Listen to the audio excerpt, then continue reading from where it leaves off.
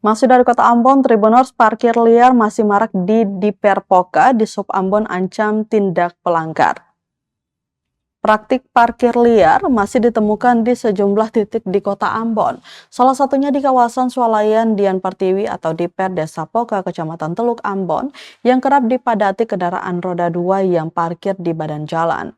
Pantauan tribunambon.com Selasa 7 Juli 2026, puluhan sepeda motor terlihat terparkir di sepanjang ruas jalan hingga mendekati tikungan. Kondisi tersebut menghambat arus lalu lintas dan berpotensi membahayakan pengguna jalan. Situasi serupa disebut hampir setiap hari terjadi, mulai pagi hingga malam meski di lokasi telah dipasang rambu larangan oleh Dinas Perhubungan atau Dishub Kota Ambon. Di sisi lain, Swalayan Diper sebenarnya telah menyediakan area parkir yang memadai, namun sebagian pengunjung masih memilih memarkirkan kendaraannya di badan jalan.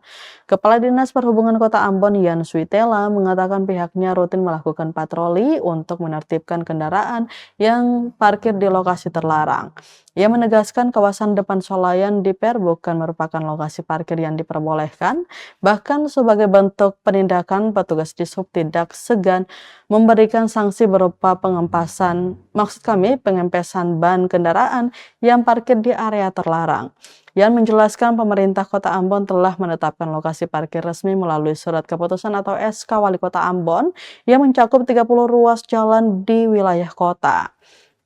Selain itu, 27 ruas jalan yang telah ditetapkan sebelumnya, pemerintah juga menambah 3 titik parkir resmi, yakni di bawah jembatan penyeberangan orang atau JPO, sisi Maluku City Mall atau MCM, Jalan Raya Poka depan Rumah Makan Padang di kawasan Patung Lemena, serta kawasan Bandara Patimura.